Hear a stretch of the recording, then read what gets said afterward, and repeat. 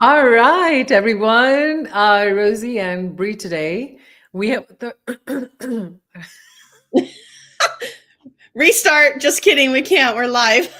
we have our third person missing who generally does the intro. And you know what I have to say, what day is it? It's day today is like Friday, Saturday, Sunday, Monday. I Tuesday, think day five five days. 5 day I start missing. Oh, that's a long time. Yeah, well, he's still not gonna be back for another 3 days. Oh, I didn't know this. I know this. Yeah, exactly. I'm feeling it. Trust me. I'm starting to see his work land on my plate. Now I know how useful he is. Hi, You're like, can you everyone. please come back? I'm holding back that thought. So, hi, everyone. Rosie and Bree here from Rivet Real Estate. We are excited to bring Tuesday call to you. And every week, Roger has set a tone like, man, he can read and he can influence, he can transform our thinking. But today, we're going to do us. You're going to see who Rosie and Bree are when Roger is not around. I think we're a much more cool tribe. We have a better vibe. I'm kind of a little bit different around here. So are you. What No, is it about that? No, come on. You're more biased biased win. when Roger is around. No, I. You say that because I don't always take your side. Yeah, that's called biased. That's not. I'm not being biased towards anyone. I'm saying I see both sides, and you don't Oh, like that. You only oh. want me to be biased and see your side. Well, Tell the he's truth. gone. But when he's gone, you don't have to pick sides. See, there's no bias then. All right. So today we're going to actually talk about a very, very interesting topic, right? Right before the call, we were preparing and planning our conversation. Not really, actually. We were actually going to share with you today on how we negotiate properties and deals, right? One of the biggest skills that we had to develop being in business is understanding influence and persuasion, right? And this one thing is something that people rely on us. You know, this is how they make their decisions. Now, Brie, have you seen the show Mad Men? No, but I've heard of it. Do you know what it is about? I think like marketing or advertising agency, but like in the 70s or 60s. So that part I don't know. Oh, So back then, yeah. Hi, Malik. How are you? Good to see you. Thanks for being here. So you might have seen the show Mad Men. It's a show that is like slick, sharp, full of martinis and advertising stories on how they come up with genius ideas. But what it was also based on is a real story of a man, a genius of persuasion, and a master of contrast.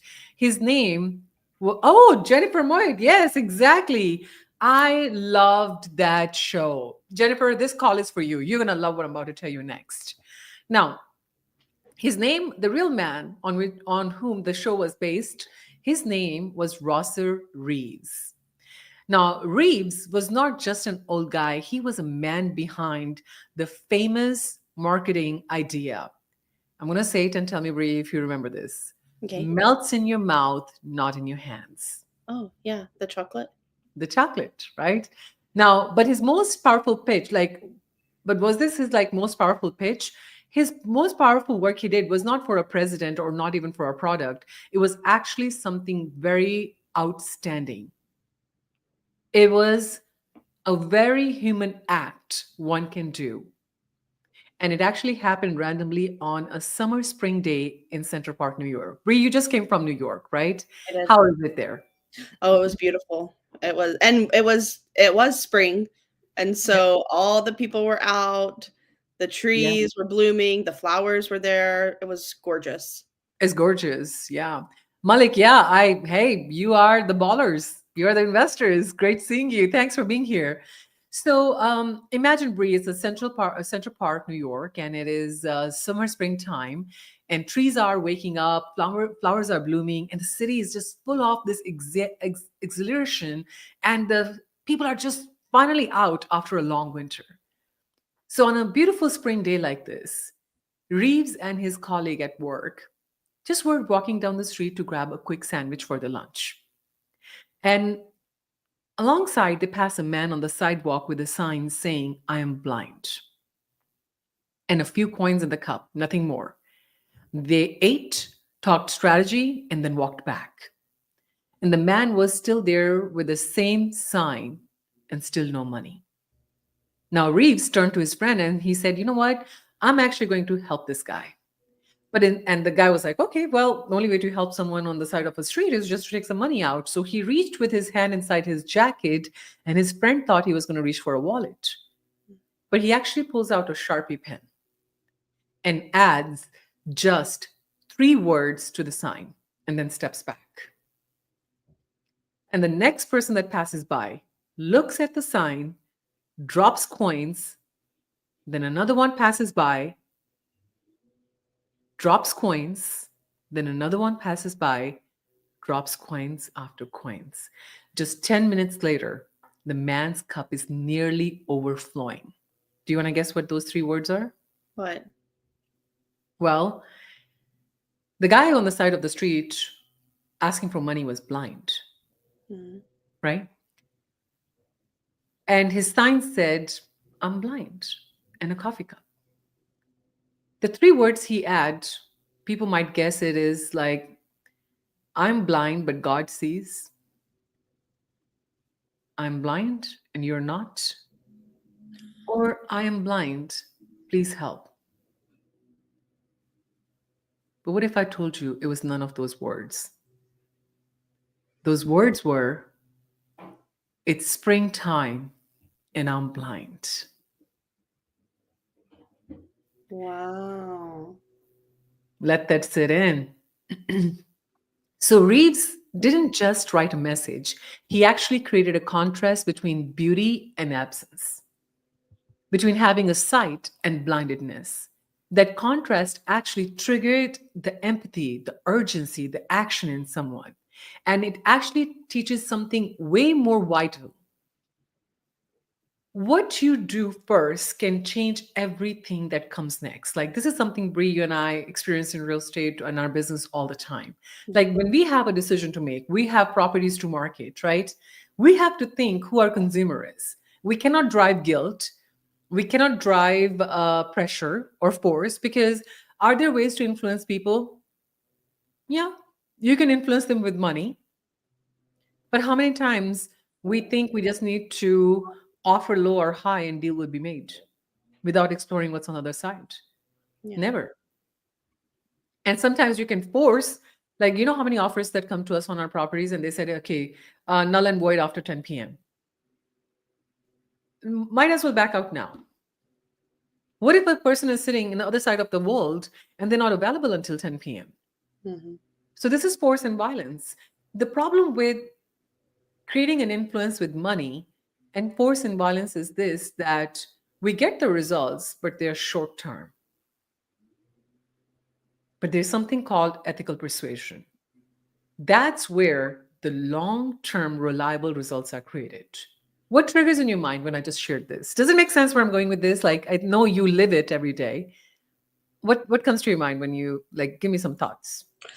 So some thoughts that I have is that, yeah, like sometimes people think when they think of like negotiating or getting something done, they think that you can utilize either money or force or violence, not violence in real estate, but force, like the null and void after 10 p.m. And that's Yeah. the only way to get things done. But we've found Yeah. that there's, what's that saying that you get, the bee gets more, what's that saying? Oh, I shouldn't Um, ask you for a saying. yeah, you shouldn't be. I'm going to make one up. But it says like you get more honey from being sweet than, I don't know. Anyways, and not necessarily just being sweet. You don't have to just be kind to do everything, but like there is a way that you can make it work to your advantage and what your goal is. Yeah, yeah. And in this case, if you look at it, right, like, we don't understand the power of storytelling. Like, when we are looking at something, if we understand the story behind it, we are emotionally drawn to it now, right? And oh, Jennifer helped out. She said you can catch more bees with honey than vinegar. Thank you, Jennifer. Thank you, Jennifer. Now, this was just not a statement, it was actually a story, right? In that few words, he just really wrote a story, but a story of a contrast between the beauty everyone could see and the man who couldn't. So, in just 3 words, if you think about it, Reeves just didn't add 3 words, he added a feeling, a meaning. And the lesson for all of us in this is that contrast creates value. A lot of our conversations wouldn't arrive anywhere if I didn't help someone create a contrast in what they were looking at. And without it, we don't feel the urgency. We don't see the opportunity. We don't take action. The This story I remember watching when I watched the show, like I watched this show around 8 years ago, and it stuck with me for years. Because right now we're in the middle of springtime in the market. Some people are blind to it, right? Mhm. And they're still going off of the news they have heard somewhere else, and they're trying to they don't have anything to compare. There's a recency bias going on. What I heard just recently is what's happening right now. I want to explore today, Bree, the science behind why do we take action. Okay, so the very first thing, and I think you and I both too, like the things we learn and the things we don't. Number one is contrast and perception. So, one thing that I've learned in human behavior is that people don't evaluate in isolation, they compare, Mhm. right? Like if a $600,000 property looks like a deal, it only looks like a deal next to a $700,000 property. And if we have buyers who are wanting to lowball a $600,000 property, sometimes we have to show them a $700,000 property on the same street so that they understand that $600,000 is a value, is a deal. Because Mhm. otherwise they think that they can just do whatever they want because the market is doing it. Without contrast, they don't have discernment, for lack of better words, right? So we have to present the hard truth before the golden opportunity. What do you have to say on that? Like, how do you experience it in your world? Yeah, I see it all the time, especially with buyers, right? You have the news saying, "Oh, market is doing this or that," or whatever the case may be. And when we look at the data, I was pulling some numbers, and data was showing that even some properties are, let's say they're going on the market at 350, some of them are still closing at 355 or 360 Yeah, in this market today, just it, closed less than a because month. they are contrast better value than the ones. That are higher, that are priced higher. That's it. So, in today's market, like, forget market, just take anything, right? When something goes down, it's not a problem. It's actually a window. Because anytime something goes up or down, it creates a contrast. So people would always ask us, because people are looking for opinion, right? What, like, even if medication is given to people, right? People compare the side effects. Mm, And that's why they try to go the holistic way more, because they're like, okay, at least I don't have any side effects. Compared to what?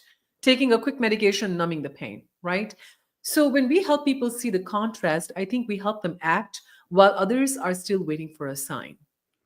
Because the only sign sometimes we're looking for is a contrast.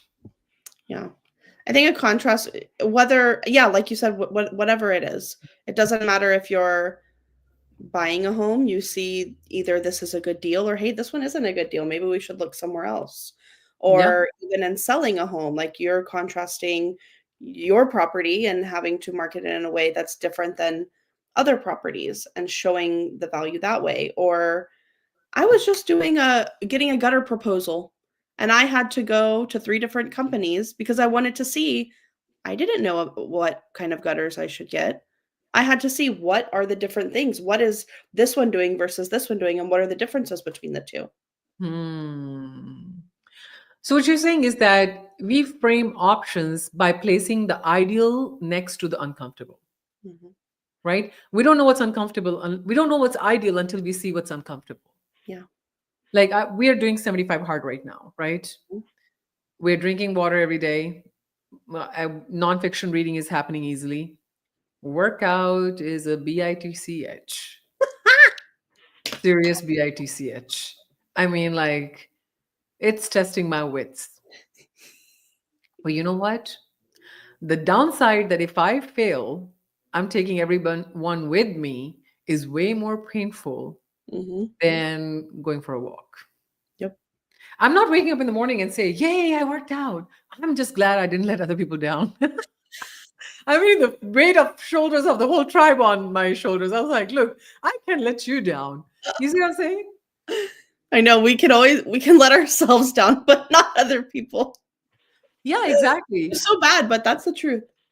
Now let's talk about this 75 hard concept, right? It's for 75 days, right? Okay. Yep. Now, the second thing, unfortunately, for our human behavior nature, we take action in scarcity. When something feel like it's running out, we want more. Like I can almost remember when we do little coffee socials and we do it for like 12 weeks at a time, right? Almost during the last week, there's like a little FOMO that I want more, Yeah. right? Think about toilet paper back in 2020, Brie. Fear is high, so is our FOMO. Yeah. And the rewards for the smart risk. So, what I'm trying to really get to is that if we understand this about us as human behavior, right? Like right now, we have options, inventory is high, rates are high, fear is high, right? And the deals are quietly happening. And as long as we know where to look, and I feel like that's true for life in general. Opportunities are always there. We just need to know where to look. Yeah. I think what is scarce is not opportunity. What is scarce is our courageous action. Ooh. Wait, say that again. Okay.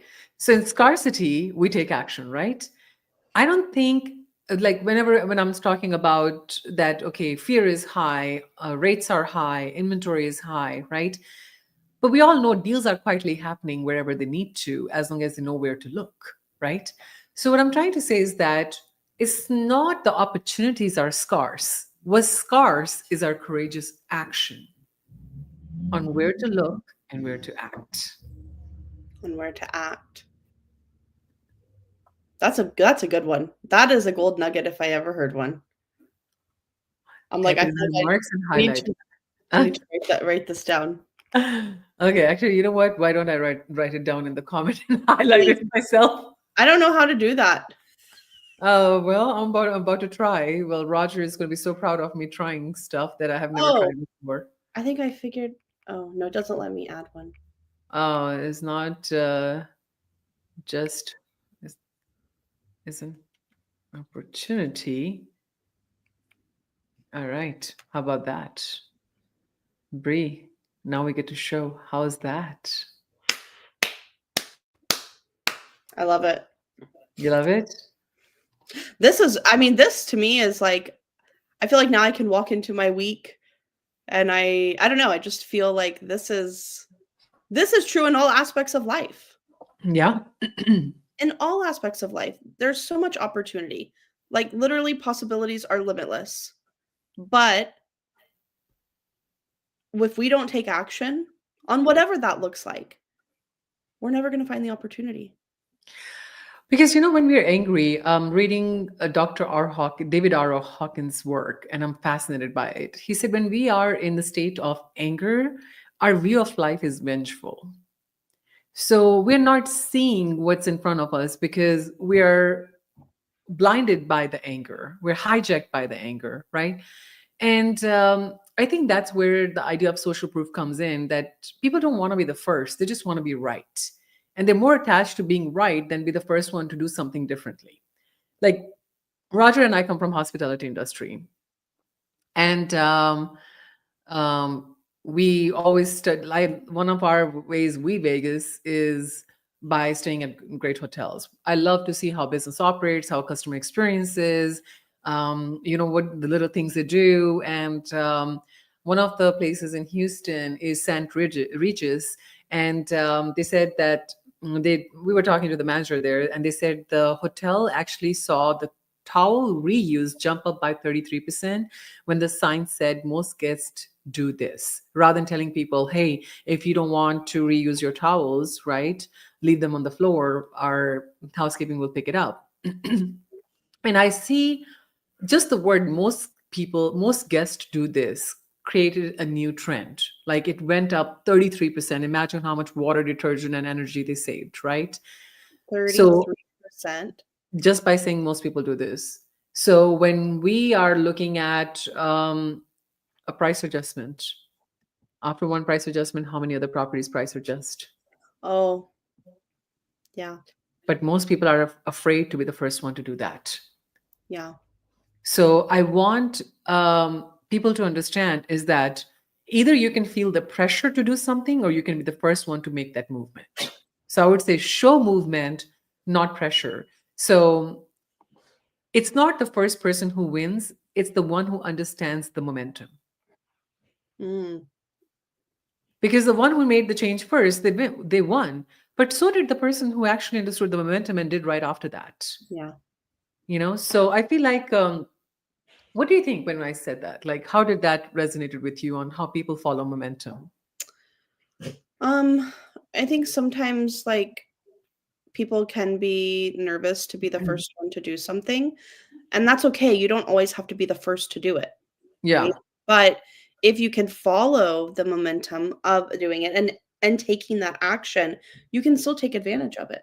So the first exactly. person might get something maybe a little bit better, maybe not, we don't know, right? But you can still follow in their footsteps and still gain what's meant to be yours at the same time. Yeah. And I feel like a lot of the times people just don't want to be the first one to take that big risk because they're avoiding the embarrassment. What if it didn't work out? Yeah, that's true. And I think it's that simple as that. And like 75 Hard, somebody started it. You and I didn't, but you and I are benefiting from it because we follow the momentum. Yep. But if we just stick there and say, you know what, I'm not doing it because it works for other people, it doesn't for me. As long as I'm doing something that works for me, it's great. If not, might as well just do what works because it takes the thinking out of it, right? And we see transformations after transformations. It's not about necessarily, I don't know if I'm going to get a six pack at the end of this 75 hard. But at least if I can overcome an impulse of my habit of not taking courageous action, Yeah. right? Like when I see you post before me, there is something inside me that burns. I said, how did she finish her work before me? And I still have calls to negotiate, and I still have Zoom calls to present on. I'm like, it's 7 o'clock, and my 10,000 steps sometimes start at 9:30 at night, and I'm cursing everything on the way up. Rose Oh is like, my God. "What? You're done already?"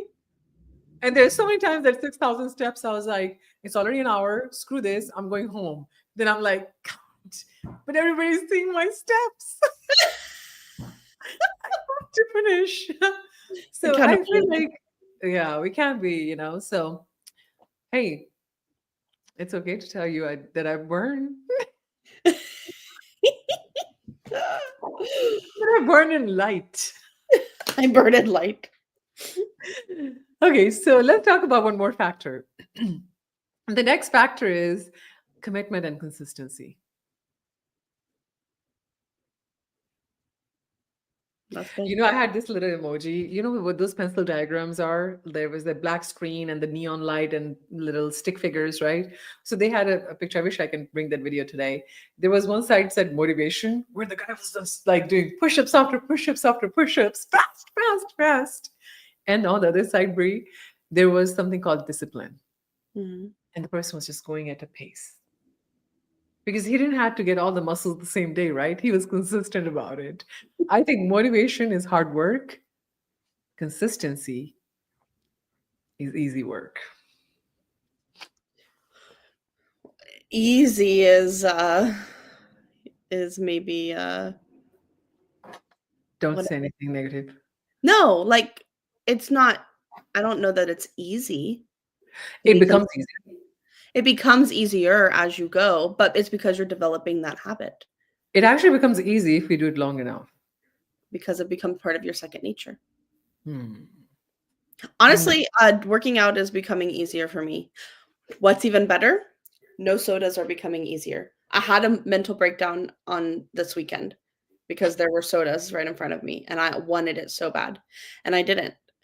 And I am like, I don't even need it. I don't even crave it. I'm actually craving less sugar in general because of not having sodas. Wow. So it has become easy. Or are you at still at easier? Easier. It's becoming easier. Becoming easier. Yeah, yeah. You know what Well, it actually kind of reminded me of whenever you said motivation and stuff. You know how like there's different kinds of workouts, right? And so I'm doing different things. Some days I'm lifting hard weights and it's like "Urgh," right, and you're like shaking. Let me tell you something. Bar bar classes where you're just lightly doing little light reps and you're just consistently doing them, that burns the most. I know. By I the end do. of it, I'm literally shaking so hard. And Chris is watching me going like, "That's nothing." And I'm like, "You come do it then. It's way harder." Yeah, come try it. Yeah, they have a Yeah. lot of opinion without trying. I'm not okay with that. So let's talk about commitment and consistency, right? The reason we are continuing on this habit is because we want to stay true to our past statements. We openly declared it as a group, right? And we want to stay true to each other. And and I feel like oftentimes what keeps us consistent is going back to the moment when we decided that we should do it. And and I feel like sometimes when we're on the fork, we're at that split Mhm. crossroads, we need somebody to come in and remind us that this is the move that's going to make what's possible, what you begin originally, like how you start, well, why you started in the first place. This is that move that's going to make that move. You know what I mean? Yeah. Clean it up for me. Clean it up for me. I don't know how you're saying it, but it kind of reminds me of your the one saying that you always say is like become the person that your future self will thank you for. Yeah. So like that to me has really transformed a lot of things. Like I get my water prepared at night. I do things at night, like I lay out my workout clothes at night because I don't want to have to think about it the next day. And when you also said, look at you with all of the golden nuggets. You also mentioned sometimes we're having like mental overload, right? Like we can handle these things, but like our mental capacity is full, and so we feel like we can't handle them. But if you chunk it down, we really can handle so much more. It's just We are so much more powerful, Brie. One of my coaches, it was 2014, I remember, right? And I was like, man, I can't handle anymore. You know what she told me? mm, She said, Rosie, unless you empty your brain space, you won't have brain to do other things. mhm. Journaling is one of those things. We empty our brain space. Like I remember how when ideas I was bouncing, my son sat me down. He said, Mom, you need to just write it all out. I was like, man, I'm the one preaching it and I'm not even doing it. And the moment I wrote it down, I was like on caffeine times 10 cups. Like I was on like day cloud 99. Cloud 90. Yeah, so I feel like sometimes we need to be reminded. That's what exactly my son did, and said, "Mom, you need to journal." Like Yeah. going back to this is what's going to give you the clarity that you're seeking for. Because I began with the goal to be clear. I wanted to committed to think clearly all the time. Because one of the things that we have to do from going from one deal to another is have a clean slate. Yes. Yeah. Yeah. So the next one is I feel like the part of authority, right? Like what people trust. A lot of, and I think it's kind of abused in our market right now because all these trusted sources, they are sharing news that are fearful, right? Mm. And people look at that as an expert source and they think, okay, that's the clipboard, like that's what I need to read, that's what I need to rely on, right? Because they're delivering it so confidently. I'm starting to read Plato. Oh. Yeah, by the way, he's cognitively very expensive. I have to really just read two lines and then understand it.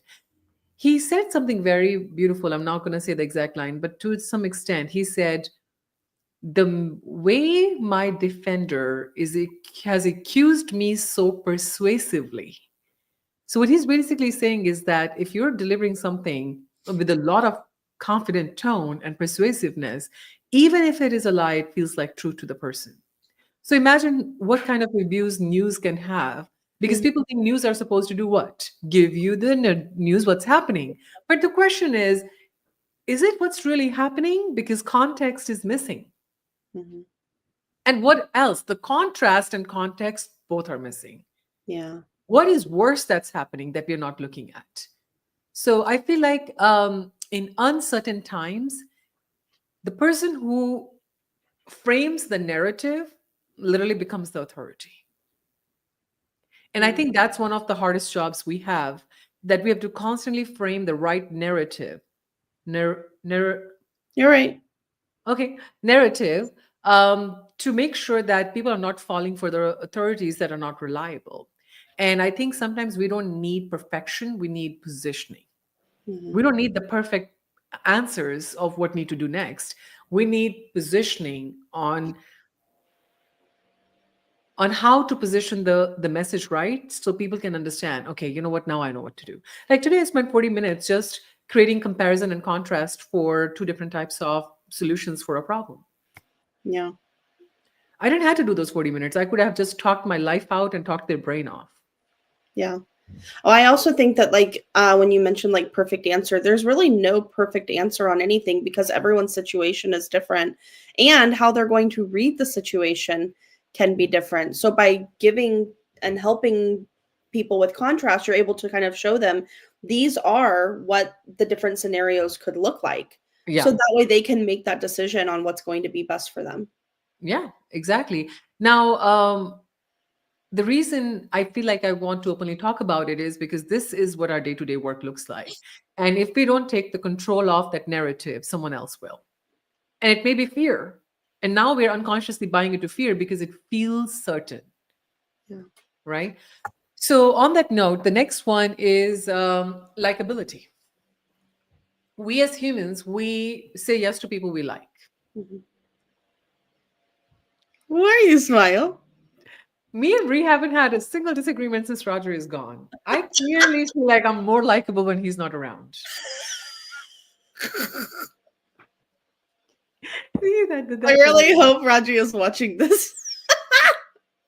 he will be watching it, and he's going to be giving me feedback afterwards, which I'm not ready to hear.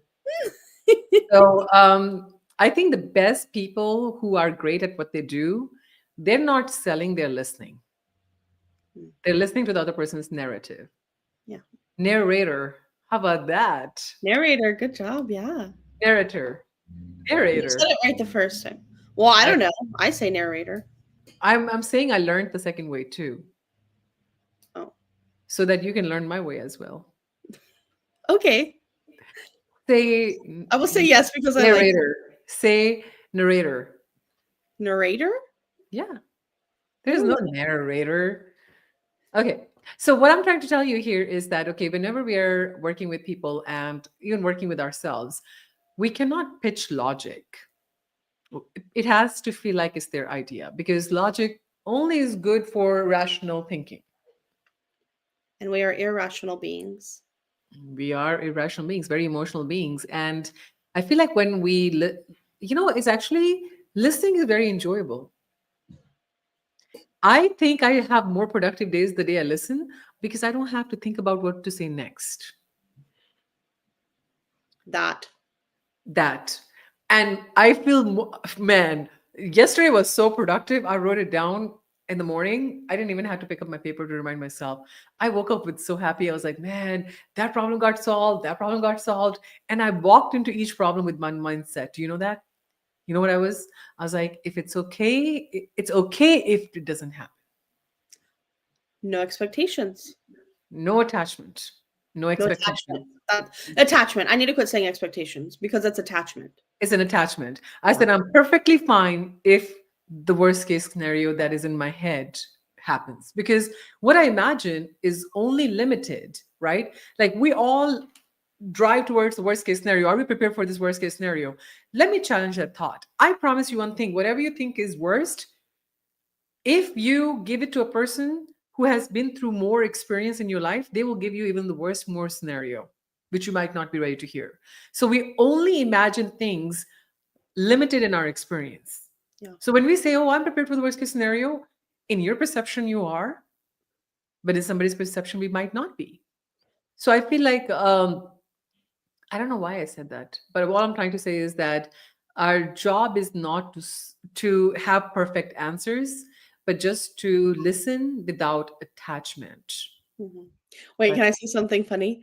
I remember when I first started real estate, and at the beginning, you don't know what you're doing, right? You're like drinking from the fire hose. And I think it was one of our like first or second deals, and we were going under contract, and I was doing negotiations, and I was like, I called Rosie, and I'm like, Rosie, um, okay, this is what we're gonna say, but like, what if they say this, or what if they say this, or what if they say that? And I was like in my head going through like all the different scenarios so that I could be prepared on what to say. And Rosie was like, "You don't need that." She said, "You just say this, right? Whatever they're gonna say back to you, we'll handle it." And, and at first I was like, "What? Well, what if they say something crazy that I don't know the answer to?" But Rosie was so calm and like, because it's true, you can't just with that particular thing, you're gonna have to go back and talk to your client anyways, right? So you handle it then. And I don't know why that has really stuck with me, because you never know what someone else is gonna say. They could agree to everything that you've asked for, and then you did all this mumbo thinking and and well, you're oh yeah, filling your brain with nonsense yeah. that can be utilized for something else. 99% of the nonsense we prepare for never happens, That's very true. you know? And I feel like when we're doing that, we're literally acting blind, for lack of better words, because we're waiting for a perfect outcome and perfect because we want to be right. Yeah. I prepared for it, I'm right. And I did that. The reason I gave you that answer is because I lived through it. We're waiting for perfect, we're waiting for safety, we're waiting for permission. And I think sometimes our only job is to create permission for the other person. Like, it's okay, just do it. Yeah. When you Yes. don't have anybody to give you permission, guess what you do? You give yourself permission. Yeah, I all day long what I've been giving myself is permission. So Rosie, just do it. Seriously, I give myself permission all the time. I was like, you know what? It's okay to be humiliated. It's only a Zoom call. I don't give a shit, and because sometimes on the other side of the humiliation is great success. That's very true. So I would say, I feel like if we give ourselves permission and we act now, we become the reference point for everyone else. Mm. Yeah. Or you can be the 750th person doing 75 hard. Or the millionth person, who knows? Exactly. Or probably Exactly. the millionth. Yeah. Going back to Russell Reeves, like he didn't just give money. Like he could have just taken the wallet out and given what? Like $2, $20, $200. But what he did for that man, he created permission for everyone passing by to give it to him. Oh, you know what that reminded me of? Huh. What's that one saying where it's you give a man a fish and he has fish for a day, but you teach him how to fish and he has food for a lifetime. Eternity. Yeah. Yeah. You don't give them a fish, you teach them how to fish. Yeah. Did I say it wrong? No, that was just a shorter version Oh. of it. So what I'm trying to say is that he actually gave him the vision, right? Not the physical one, but the vision on the board that was earning him a living. He reframed the whole reality in 3 words. And I think we get to there's another one word I think I'm really subscribing to. I don't want to say I want to help someone. I want to demonstrate the help, right? He didn't say I'm going to help this guy. He demonstrated the help.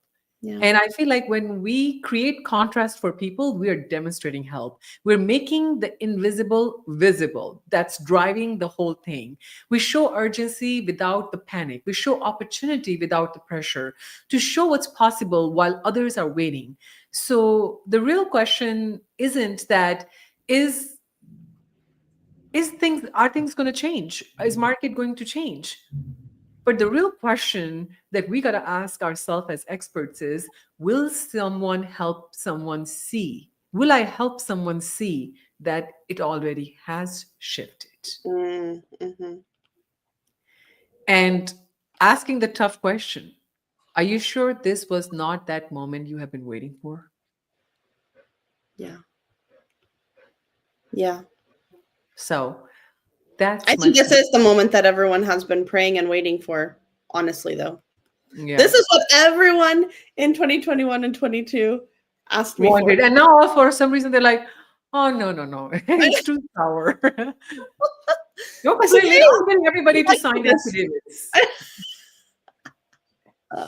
Rosie and Bree told you to buy, and you chose to look away. Sign here. Actually, you know what? We should do that. I like this. It's I said, funny. you're choosing not to buy. I said, I'm actually going to get you to sign a paper so that later on you don't come back and say, I could have done a better job.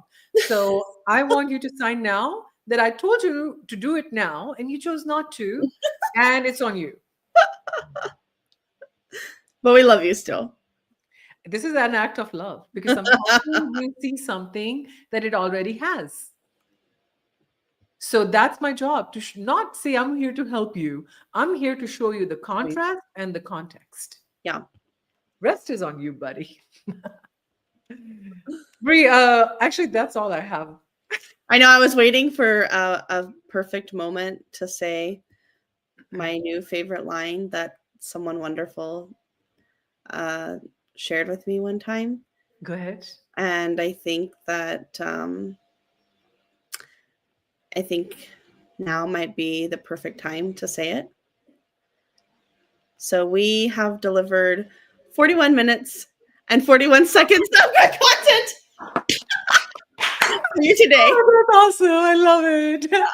You nailed it. I really, you had me hooked. I was like, what the hell? What's you holding on to something good until now? Good. Well, guys, I hope you enjoyed it. Brie, how did you like it? I loved it. I honestly feel like I'm walking away with so many good nuggets today that I'm ready to go take on the world. I feel like. I'm telling you, I'm smarter without Roger. I love that this is going I to be. tell him, I said, I'm productive without you. I'm smarter than when you're not around. I said, coach me from a distance. Talk to me from a distance. Wait, coach me from a distance, but be with me always. Yeah. You don't want Be here whenever I need you right away. I So, love it. anyways, on that note, guys, I love you all. This has been a fantastic conversation. Bree, thank you for being here. You are such a sport, and I feel like the things we're about to do next, we're about to take this light to other people. Stay tuned. Coffee Social is at the No, link. blah, blah, blah, blah. We don't know where Coffee Social is going to be yet. It can change, right? Okay, but for now, it's at the same location. Okay, yeah. You're gonna come up with another location in the next 3 days because Maybe. I got no backup. I'm going to try. Girl, okay, well, it's on you to make sure everybody knows. But if not, we're going to talk about more stuff, more information, more knowledge, more learning. Let's get greater. Let's become greater together. I love y'all and I love you, Bree. Thank you. Love Bye bye. you. Bye.